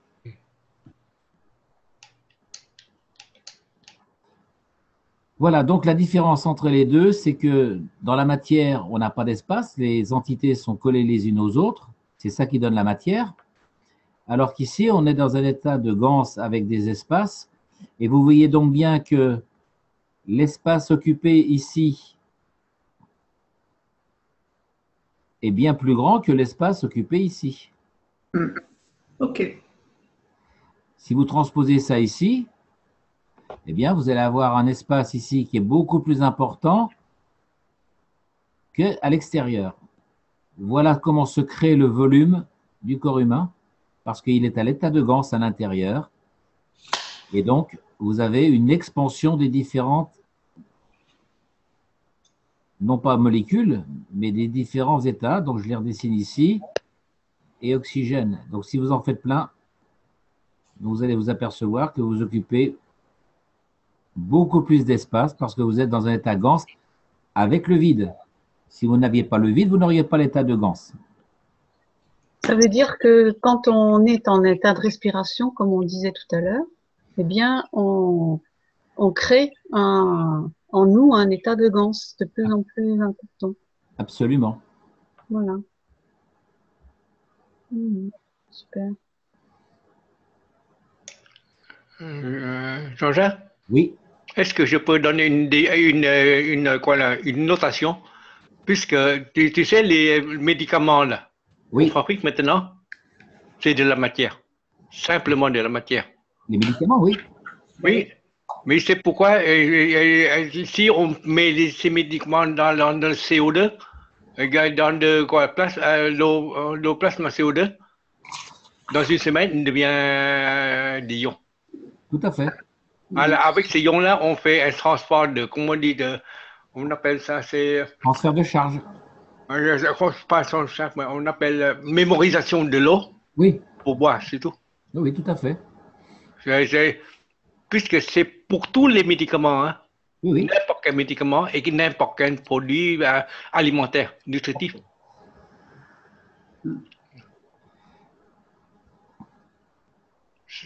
C'est pourquoi l'absorption du médicament, c'est une absorption à peu près 5% seulement, on a compté. Alors, selon les médicaments, alors ça, c'est ce qu'on appelle Oui. la biodisponibilité. Selon les médicaments, vous entrez. Je fais un tube digestif qui est comme ça. Bon, en cours de route, vous avez on va dire qu'on a le rein qui est ici.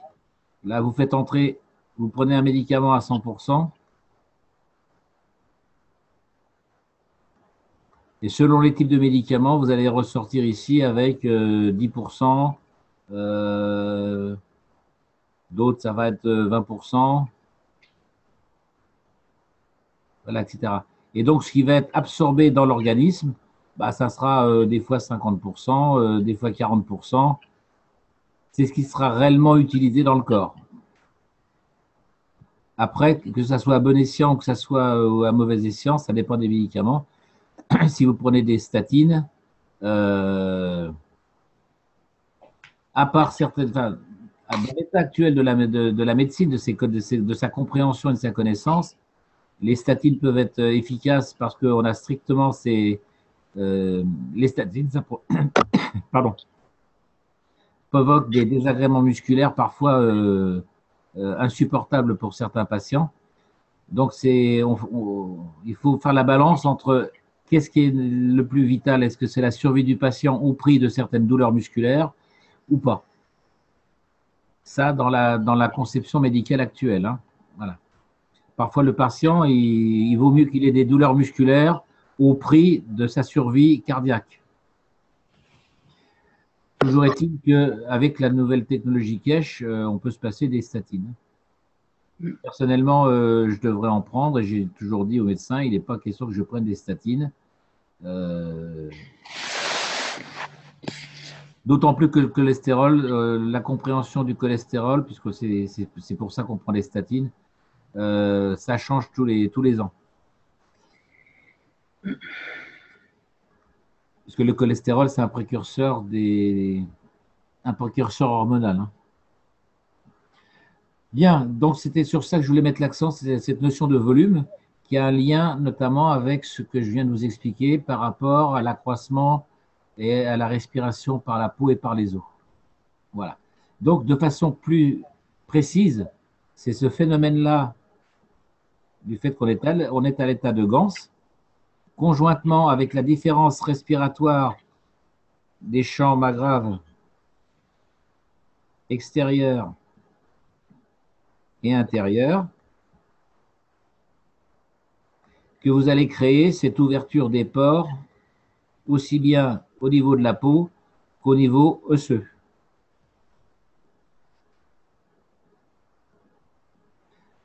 Donc, vous allez, par votre conscience, augmenter cette perception de l'état Gans, tout simplement. Et c'est pour ça que cet état de Gans mène à ce qu'on appelle l'illumination. L'illumination, on a toujours dit que c'était, pour aller un petit peu la folie, l'illumination. Oui, on dit souvent, il est complètement illuminé. Non. L'illumination est un phénomène physique, réel, tangible. Ce sont les photons. Exactement. C'est-à-dire que chaque particule d'énergie ici émet par transfert ou par changement d'état de niveau, il y a une perte d'énergie ou émission d'énergie, on va appeler les photons.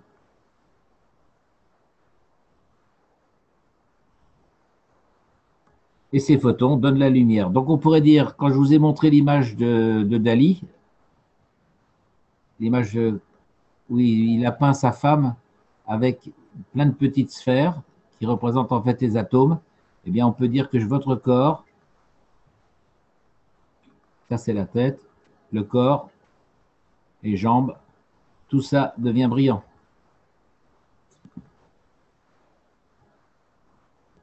Les praticiens évolués en Qigong, on les compte sur les doigts de la main, le perçoivent. Quand vous arrivez à cette étape-là, vous n'avez plus besoin d'en parler à quiconque. C'est pour ça que peu de gens le savent. C'est comme si Dieu venait vous raconter le secret de l'humanité. Voilà. C'est difficilement explicable. La deuxième chose, c'est pour ça qu'à travers l'œil physique, on est capable d'émettre de la lumière. On reçoit de la lumière et on émet de la lumière. Ceux qui travaillent en phosphénisme, je vous donne aujourd'hui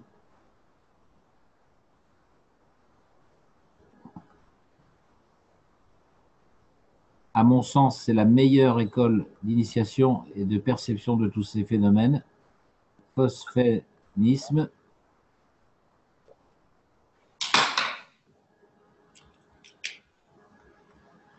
Ça provient d'études du soufisme et de certains exercices de Qigong. Le phosphène, ce qu'on appelle un phosphène, c'est la réminiscence d'un phénomène soit visuel, soit auditif. Donc le phosphène, c'est la réminiscence visuelle. Vous avez une stimulation visuelle de l'extérieur. Vous fermez les yeux dans le noir. Vous allez continuer à percevoir dans votre aire visuelle cette lumière. Cette lumière va passer d'un état d'une certaine couleur pour devenir à une autre couleur qui est une couleur bleue et qui dure pendant 2 minutes, 3 minutes, 4 minutes, ça dépend. La meilleure perception visuelle, c'est celle du soleil.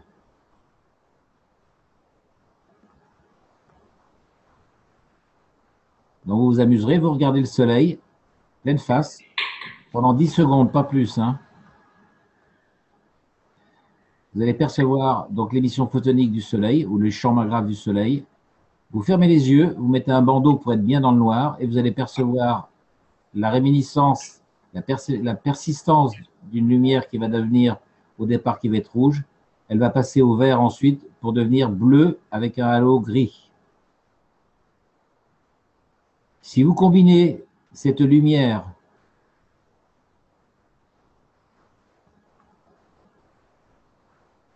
avec la pensée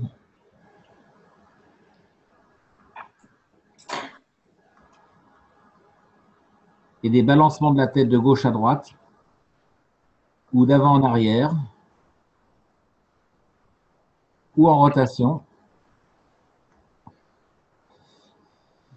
et que vous l'associez, vous associez ces balancements, vous allez faire travailler hémisphère droit, hémisphère gauche, hémisphère antérieur, arrière, et vous allez combiner ça avec une pensée. La pensée la plus courte, c'est A. Ça peut être Li. Ça peut être Qui. Ça peut être Om. En fait, c'est le phonème le plus court possible. Ce n'est pas la peine de dire la pensée, je me sens bien, je me sens mal. La pensée la plus courte, c'est A. Voilà, c'est un phonème. Donc, il faut absolument combiner. Il n'y a que comme ça qu'on peut y arriver à percevoir. Il faut combiner cette perception de lumière et de l'associer à la pensée. Sur un certain rythme, il faut qu'il y ait un rythme. Ce rythme est celui du fonctionnement du cerveau, c'est 6 secondes. C'est 1/6 de seconde, par exemple. 1/6 de seconde. Gauche, droite, gauche, droite, gauche, droite. Et vous allez, à ce moment-là, cette lumière que vous percevez ici, vous allez la faire passer à gauche, la ramener à droite, la ramener à gauche, la ramener à droite. Quand le phosphène a disparu, vous regardez à nouveau le soleil 10 secondes, occulté avec un bandeau pour être bien dans le noir. Vous attendez que le phosphène réapparaisse dans sa couleur bleue et vous recommencez en prononçant A, li, A, li ou li. Alors les bons phonèmes, c'est il, li, il, li, il, li, il. Voilà. Et là, vous avez donc travaillé vraiment la perception de la lumière et l'émission de la lumière avec ce phosphène. Donc, c'est un entraînement à faire régulièrement. Si vous allez sur Internet, vous cherchez il y a 2 sites. Il y en a un qui est un faux ou qui n'explique pas les choses correctement. C'est Daniel Stévenon.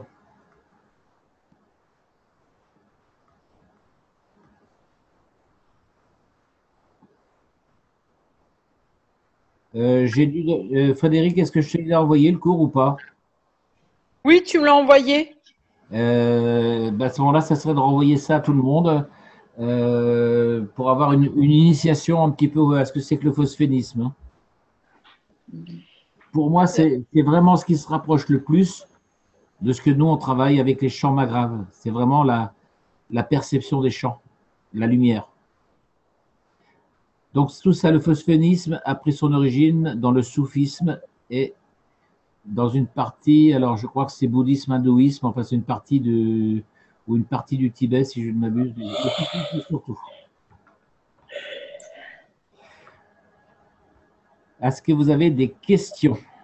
Donc, Daniel Stévenon, il est député à la Chambre, député au sénateur, mais maintenant, bon, il ne fait plus rien, il ne fait que ça, hein.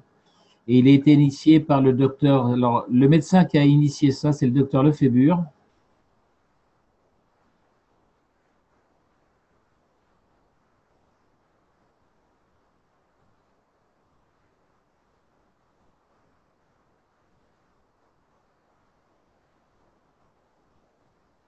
Je ne sais plus s'il y a un R ou 2 R. Voilà, c'est un médecin qui a démontré de façon médicale et neurologique le fonctionnement photonique et le fonctionnement des rythmes du cerveau. Et c'est lui qui a expliqué pourquoi les enfants, quand ils se balancent en récitant les sutras, par exemple, ou dans la religion musulmane, ou certains enfants à l'école, pourquoi ils n'arrêtent pas de se balancer quand ils répètent leur cours? Eh bien, c'est justement pour faire fonctionner ce fameux rythme au 1/6 de seconde du cerveau. Donc, il a fait plein d'expériences, comment provoquer ce rythme de 1/6 et comment faire fonctionner donc à la fois la lumière et le phosphène, bien sûr, et le rythme de la pensée. C'est pour ça que la plupart des méditations ne fonctionnent pas, parce qu'il n'y a pas association de la lumière et de la pensée. Est-ce qu'il y a des questions?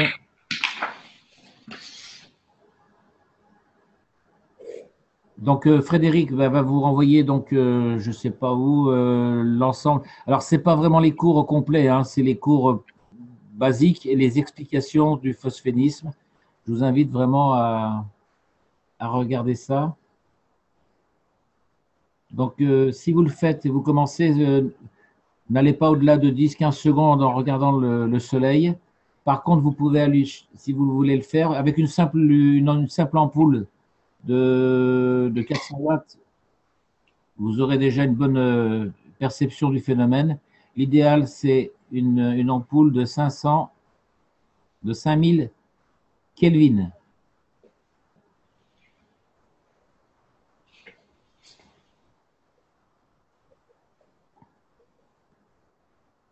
Donc, vous ne prenez pas la mesure en luxe, hein, vous prenez en Kelvin. Hein. 5000 Kelvin, c'est la lumière blanche du soleil. C'est celle qui se rapproche le plus de la lumière solaire. Ok, est-ce qu'il y a des questions?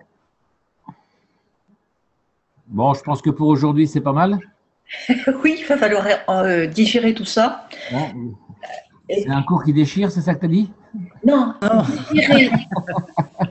Ah oui, ça déchire aussi. Hein. Non, digérer, retrouver, intégrer. Alors, la semaine prochaine, ce que je vous propose, c'est qu'à partir de ce cours qu'on a vu aujourd'hui, on refasse une demi-heure, éventuellement répéter, revoir s'il y a besoin, ou vous notez vos questions, des choses qui ont échappé. On reprend ce qu'on a vu aujourd'hui. On a vu plein de choses, mais qui me paraissent importantes. Et puis, voilà. Alors aujourd'hui, je vous signale que j'ai fait un cours absolument au pied levé. J'avais préparé quelque chose à partir des derniers cours de cache, mais c'était tellement dans le désordre. Alors j'avais mis ça sur un Word, un doc Word, et tout à l'heure, en voulant cliquer dessus, impossible de le retrouver. Et j'avais oublié de sauvegarder. Mais je ne suis pas mécontent de ce que j'ai fait aujourd'hui quand même. Super. Oui, parce que ça va dans la vibration que l'on vit à l'instant présent, et je pense que on n'a plus rien à contrôler. Voilà. Eh bien, dites-vous bien que ce que je vous ai enseigné aujourd'hui, ça fait depuis l'âge de 20 ans, donc ça fait 40 ans que je devais en faire un livre, et c'est seulement aujourd'hui que je l'enseigne. Ouais. Notamment sur la respiration.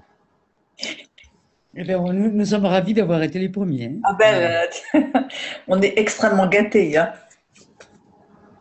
Honoré. Voilà, bah écoutez, là-dessus, je vous laisse faire tourner, girer vos cerveaux. Ah oui, ça. Et on peut... Oui, S'il te plaît. Je peux rajouter une chose? c'est Corinne. Ouais, c'est Corinne, bonsoir à tous. Oui, Je suis arrivée un peu en retard parce que j'étais au boulot, mais j'ai vu pas mal sur la fin. Est-ce que tu peux continuer, s'il te plaît, à faire des cours au pied levé? Ah oui, bonne idée. Est-ce que je peux continuer à faire des quoi? Des cours au pied levé? C'est génial, merci Gigi. Bon, bah, si vous avez pris mon pied, c'est bien. C'est sûr. Écoute, moi, ça m'a bien plu. Ouais. Parce que ça me correspond bien, parce que je suis assez bavard. Quand je commence à parler comme ça, je suis assez bavard. Donc, finalement, voilà, ça me va bien. Oui, et nous, on en Et profite. nous, ça nous va bien aussi. Ça nous a fait du bien. Ouais. Bah, c'est vrai que les autres cours, il y avait par le carcan, enfin la rigidité, la rigidité de l'anatomie, de suivre une trame anatomique, voilà, pour rester dans le domaine médical. Hein. Oui, mais c'était quand même important aussi. Parce que... Mais voilà, là maintenant, on est en train de passer à la pratique, et cette pratique nécessite d'être comprise sur le plan de la physique. Donc, voilà, c'est complémentaire. Quoi. Voilà, parce que c'est pas facile. Alors, c'est à la fois facile et pas facile à expliquer. Et donc, mon but, c'était d'essayer d'expliquer ça de façon simple, à mettre en application simple. Parce que j'ai vu tellement de gens qui, au bout d'un an de yoga, qui arrivaient en yoga et puis qui montraient leur façon de respirer. Et je dis, c'est pas possible, quoi. Ils en sont encore au début, quoi. Alors que c'est, à mon sens, si c'est bien expliqué, en 10 minutes, c'est pigé. Après, il n'y a plus qu'à y aller. On progresse vite. Hein. Après, il faut s'entraîner.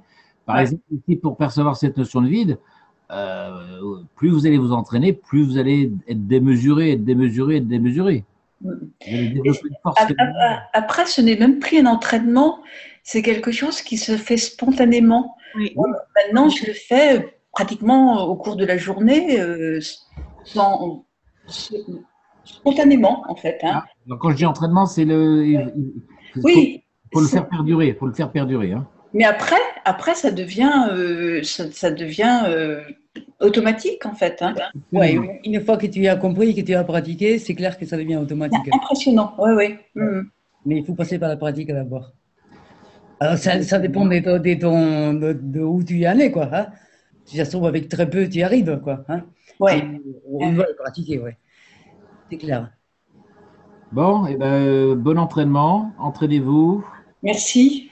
Merci. Et puis, Jean-Jacques, alors, par contre, si vous avez des questions, essayez de les préparer. Hein, éventuellement, il n'y a pas de problème. On avait suggéré, c'était avec Frédéric, j'avais pensé ça aussi, c'est éventuellement d'ajouter des modules de traitement, par exemple, comment traiter ceci, comment traiter cela. C'est une bonne idée, oui. Oui. Ouais. Donc, si vous avez des questions, ça peut même être des traitements personnels, ou des expériences plutôt, relater des expériences, voilà. Ouais. Oui. Alors, j'ai traité mon diabète, je l'ai fait comme ça, et puis j'ai obtenu tel résultat. Alors, essayez, si possible, de formuler vos résultats de façon, alors scientifique, si vous pouvez le faire, c'est bien. Hein, Oui. Voilà, j'ai fait une semaine avec du gant CO2, la deuxième semaine j'ai fait ça, la troisième semaine j'ai fait ça. Qu'est-ce que vous avez fait exactement? Vous voyez? C'est pas simplement raconter sa vie, c'est dire voilà, j'ai mis 50% de CO2, j'ai mis 50% de zéno, j'ai mis 80-20, et voilà. Qu'est-ce que vous avez fait exactement? Et j'ai eu un résultat ou j'ai pas eu, voilà. Après, le reste, bien sûr, après, il y a des notions de ressenti, de perception, chacun a ses perceptions différentes, et c'est surtout essayer d'être rationnel dans l'explication de ce qui était réalisé.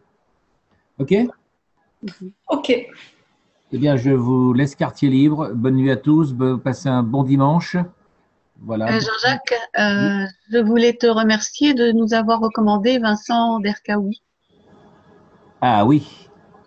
Merci beaucoup. Et Jean-Jacques, vous l'avez lu, deux semaines avant, j'ai fait une étude sur contre le HIV. Là. Le quoi? Sida. Là. Ah, contre le sida? Oui. Tu nous feras ça la prochaine fois. Tu nous fais un petit puisque pour le sida, puisque la méthode de sida est très simple, mais on peut appliquer la même méthode pour tous les traitements, mais suivant la maladie. Là. Tu nous fais ça la prochaine fois, OK? Oui, j'essaie de faire un petit protocole sur ce que tu as fait, OK? Puisque avec ça, on peut, comment on dit, faire pour tous les maladies. Puisqu'on peut faire pour le sida et les autres, c'est le même. À peu près le même principe. Là. OK, tu nous fais ça. Hein, ça rentrera dans le cadre de la semaine prochaine. À propos du sida, le sida, il existe depuis 6000 ans. Il a été décrit par les Chinois et il porte le même nom en pinyin. Il s'appelle sida. Donc le sida, ce n'est pas une découverte. C'est une maladie qui fonctionne à l'envers. C'est-à-dire, au lieu de passer de l'extérieur vers l'intérieur, elle passe de l'intérieur vers l'extérieur. Voilà, donc la semaine prochaine, bon dimanche. Bye bye. Merci. Merci. Merci. Et merci, au revoir. Merci, bonsoir tout le monde.